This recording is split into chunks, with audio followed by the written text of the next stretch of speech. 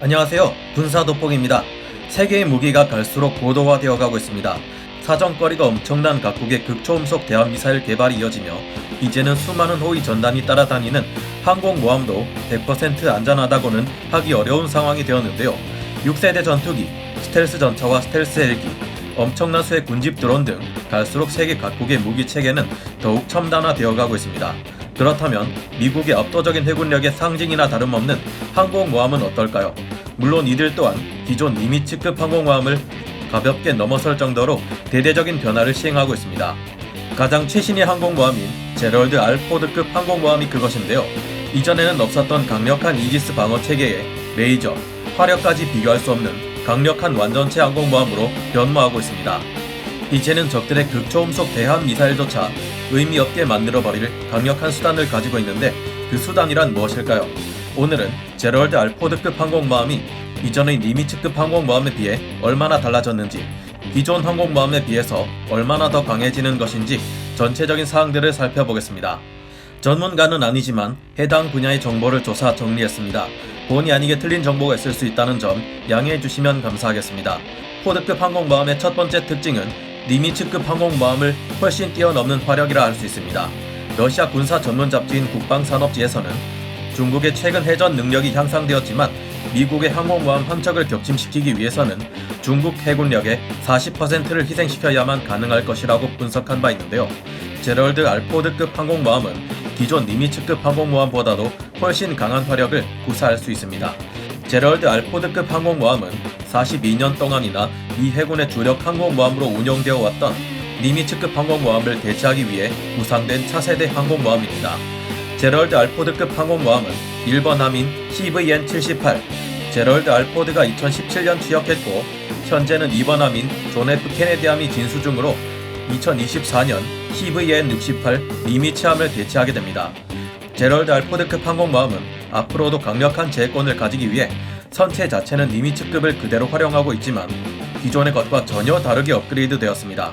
여러가지 신기술이 적용되었는데 가장 우선 눈에 띄는 것은 전자기식 사출기인 이멀스와 최신형 강제 착륙 장치인 AAG입니다. 보통 지상의 공군 기지에서 F-16 전투기가 이륙하기 위해서는 최소 450m, 착륙하기 위해서는 910m의 활주로가 필요합니다. 하지만 니미츠급 항공모함의 갑판에서는 99m 이내에 이륙이 가능하고 98m 이내에 착륙이 가능해야 하기 때문에 증기식 사출기 캐터펄트와 강제 착함 장치가 사용되었습니다. 그런데 여기에는 한 가지 문제점이 있었습니다. 가끔씩 증기 압력이 부족한 채로 캐터펄트가 작동될 때가 있었는데 이때는 함재기에 충분한 추력을 주지 못하는 일이 생기는 것이죠. 이럴 경우 항공기는 이륙하지 못하고 바다로 떨어져 추락할 수밖에 없습니다. 또 다른 문제점으로 마크 13 증기식 캐터펄트는 뜨거운 증기를 담기 위한 탱크가 함내에서 차지하는 체적이 엄청나며 무게 또한 1,500톤에 이르고 운용 인원만 해도 100명이나 달라붙어야 한다는 점이 있었습니다. 제럴드 R 포드급의 전자기식 사출 장치는 강력한 전자기력으로 항공기를 밀어내는 새로운 방식입니다. 이 멀스를 운용하면 구조가 이전에 비해 훨씬 단순해지고 정비 또한 간편해집니다. 부피와 무게가 줄어든다는 장점이 있으며 포드급 항공모함에는 이 멀스가 4개 탑재됩니다. 기존의 증기 사출 장치의 추력이 95메가줄인데 비해서 이 멀스는 122메가줄로 더 강한 위력을 가진다는 장점이 있는데요. 기존의 증기식 사출기가 최대 중량 30톤의 함재기를 1분에 한 대 이륙시킬 수 있었습니다. 이 멀스는 최대 중량 36톤의 함재기를 45초에 한 대씩 더 빠르게 이륙시킬 수 있습니다. 항공모함의 전투력은 곧 함재기의 화력이라 할 수 있는데요. 신형 전자기식 사출 장치 이 멀스가 제 역할을 할 수 있다면 이는 곧 더 강력한 무장을 갖춘 전투기를 더 많이, 더 빠르게 계속해서 출격시켜 궁극적으로 항공모함의 전투력 자체를 크게 끌어올린다는 것을 뜻하게 됩니다. 제럴드 R 포드급의 함재기들은 이전보다 더욱 많은 연료를 채우고 무장도 이전보다 더욱 무지막지한 것들을 주렁주렁 달고 이렇게 전장을 마구 휘저어 놓을 수 있게 되는 것인데요.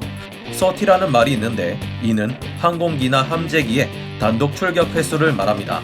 실제 공군이나 미 해군에서는 항공기의 전력을 판가름할 때 항공기의 절대적인 수보다는 해당 공력에서 몇 소티가 가능한지를 더 중요하게 여깁니다. 군용기는 하늘에 떠 있어야 실질적인 전력으로 평가받기 때문인데요. 이 멀스 덕분에 기존 증기식 사출 장치를 활용할 때보다 함재기들은 30% 더 무거운 중량으로 출격할 수 있으며 출격시킬 수 있는 소티 횟수 또한 훨씬 증가하게 되었습니다. 현재 니미츠급의 소티 생성률은 12시간 작전 시 120회, 24시간 작전 시 240회로 설정되어 있는데요. 제럴드 알포드급 항공모함은 12시간 작전 시에는 160회, 24시간 작전 시에는 무려 270회를 목표로 하고 있다고 합니다. 제럴드 알포드급 항공모함은 비행 갑판의 설계도 달라져 더 효율적인 항공작전을 수행할 수 있도록 바뀌었는데요. 포드급은 항모의 함교인 아일랜드가 빌딩 같았던 니미츠급과 달리 스텔스성을 고려해 경사지게 설계되었습니다. 함교의 크기가 작아지고 길이도 짧아졌지만 높이는 6m 정도 더 높아졌는데요. 함교가 이전의 니미츠급보다 더 뒤로 배치되어 있고 덕분에 비행갑판 공간이 니미츠급 항공모함보다 더 넓게 확보되었습니다. 항공기를 최대한 적게 이동시키면서 갑판 중간에서 연료 재보급이나 재무장을 쉽게 할 수 있도록 작업 동선을 더욱 효율적으로 짤 수 있게 된 것이죠. 제럴드 알포드급 항공모함에는 최대 90대의 함재기가 탑재되는데 기존의 것을 업그레이드한 가장 최신 버전의 F-18EF 슈퍼 호넷 블록 3 전투기, 그리고 강력한 F-35의 해군형인 F-35C 라이트닝 2 전투기, 적의 방공망을 무용지물로 만들어버리는 EA-18 그라울러가 운용됩니다. 특히 F-35C 라이트닝 2 전투기의 경우 해군용 6세대 전투기인 FA-XX가 개발되기 전까지 기존의 것보다 더욱 강화된 전자전 능력을 가지게 될 것으로 전망되는데요. 조기 경보기인 E-2D 호크아이 또한 운용되며 대잠 헬기로 MH-60R 시호크가 있어서 수중으로부터의 위협에 대비하고 있습니다.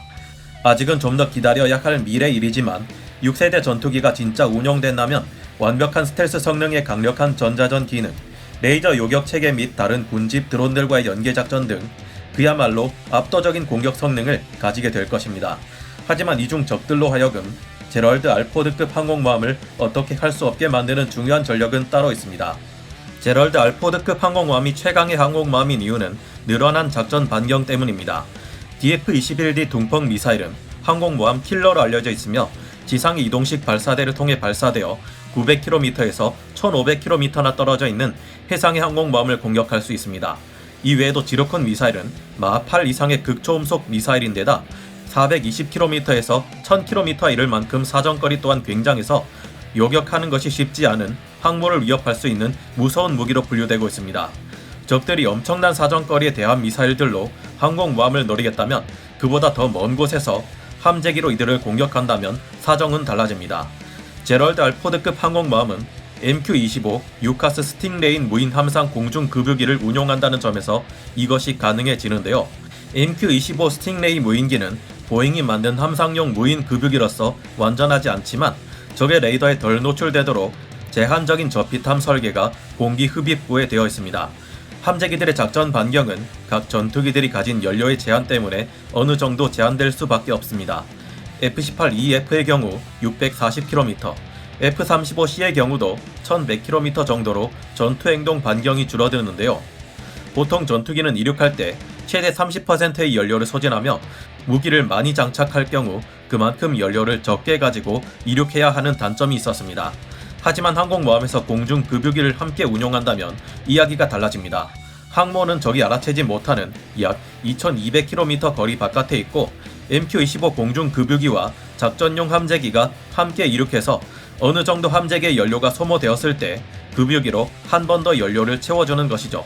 로키드 마틴의 시뮬레이션에 따르면 MQ-25 스팅레이의 공중급유가 이루어질 경우 F-35C의 작전 반경은 최대 152%, FA-18도 최대 145%까지 그 범위가 넓어진다고 합니다. 이렇게 하면 F-35C의 경우 충분히 2200km 이상의 전투행동 반경을 가질 수 있게 되며 F-18EF도 1280km 이상의 전투행동 반경을 가질 수 있게 됩니다. 6세대 전투기 FA-XX가 공중급유를 받게 되면 그 작전 반경은 3600km까지 넓어져 항공모함을 노리는 대함 미사일들의 위협에서 크게 벗어날 수 있습니다. 스팅레이 같은 무인 공중급유기는 실질적인 국제 규범이 존재하지 않는 만큼 적의 영공에까지 들어가 급유를 할 수 있으며 장시간 공중에 떠 있을 수 있다고 하는데요. 조종석이 없는 만큼 더 많은 연료를 탑재한 채 날아올라 공중급유를 해줄 수 있다고 합니다. 항공기가 연료 보충을 위해 이착륙하는 시간을 절약해서 결과적으로 전투기 소티의 횟수를 늘릴 수 있고, 이는 곧 항공모함의 전투력 강화로 이어지기 때문에 무인 공중 급유기 운용은 제럴드 알포드급 항공모함의 전투력을 배 이상 끌어올려준다 볼 수 있겠습니다. MQ-25 유카스 스팅레이 무인 함상 공중 급유기는 2021년 배치를 목표로 하고 있다고 합니다. 이번에는 최신 항모에 적용되는 새로운 신기술들을 살펴보겠습니다. 제럴드 알포드급 항공모함은 단순히 공격력만 늘어난 것이 아니라 각종 최첨단 신기술을 적용해 방어력까지 훨씬 끌어올렸습니다. 우선 이지스함에 적용되는 레이더 기술이 항공모함에 적용됩니다. 줌알트 구축함에 탑재되는 고정형 AN-SPY-3 X밴드 다기능 레이더가 탑재되고요. 2번 함인 존 F 케네디 함에는 AN-SPY-6 AMDR의 간략형인 EASR 레이더가 탑재될 예정이라고 합니다. AN-SPY-3 X밴드 다기능 레이더의 경우 미 해군의 자료에 따르면 반구 형태의 레이더망을 형성하며 최저 고도라는 개념이 없다고 이야기하고 있습니다. 잠수함의 잠망경이나 안테나 레이더와 같은 수면의 작은 물체들까지도 탐지가 가능하다고 하는데요. 항공모함을 향해 날아오는 큰 미사일들은 주위에서 호위를 맞는 호위함들이 방어하고, 혹시나 이를 뚫고 저고도에서 날아오는 시스키밍 미사일까지도 잡아내겠다는 의도가 아닐까 생각됩니다. EASR의 경우 9개짜리 모듈이 기존 이지스함의 레이더 체계였던 AN-SPY-1과 같은 성능을 발휘하는데요. 제럴드 알포드급 항공모함에는 이 9개짜리 모듈이 3면에 걸쳐 탑재되기 때문에 이제는 항공모함이 이지스함처럼 미사일 요격 성능을 갖추게 된다고 볼 수 있겠습니다. 이를 위한 용도인지 레이저 요격 무기 체계인 프리-일렉션 레이저, 자유전자 레이저의 탑재가 검토되고 있는데요. 상대 쪽에서 공격해오는 극초음속 미사일이 아무리 빨라도 빛보다 빠를 수는 없겠죠. 자유전자 레이저 체계는 저렴한 발사 비용으로 각광받고 있는 무기이며 머지않아 미 해군의 주요 함선들에 탑재될 것으로 보입니다. 전자기식 캐터펄트나 최신형 레이더, 레이저 요격 체계 모두 많은 양의 전력을 소모하는 것들이기 때문에 제럴드 알포드급 항공모함에서는 많은 양의 전력 발전이 필수입니다. 하지만 걱정이 없는 이유는 더 발전된 원자력 추진 방식 때문인데요. 제럴드 알포드급 항공모함은 기존의 가압 경수로 방식 원자로인 A4W 계열을 대신하여 A1B 원자로를 채용하고 있습니다. 벡텔사에서 1998년 개발한 A1B는 더욱 단순하면서 효율적인 설계를 가지고 있습니다. 덕분에 원자로의 크기를 줄였을 뿐만 아니라 본격적인 전자 제어 감시 기술을 채용하여 관리도 편해지는 장점이 있다고 하는데요. 연료봉 교체는 20년에 한 번만 해도 되어서 연료 재보급을 위해 항공모함을 쓸 수 없게 되는 일이 줄어들게 되었습니다. A1B 원자로는 니미츠급의 A4W와 비교하면 전체 출력은 25%가 향상되었고, 전기 출력은 원자로 한 기당 무려 300MW로 무려 3배나 증가했습니다. 사실 이런 충분한 출력 덕분에 이멀스나 AAG, FEL 자유전자 레이저와 신형 레이더들을 운용할 수 있는 것이죠.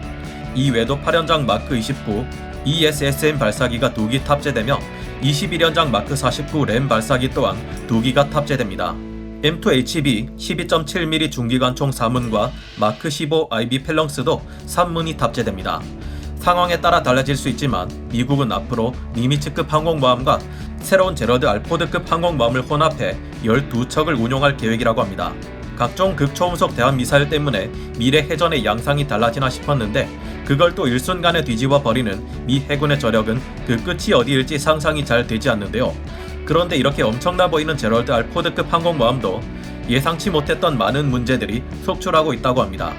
결국에는 초도함인 CVN-78 제럴드 알포드함이 초도함 전투 부적격 판정을 받는 굴욕을 겪기도 하는데요.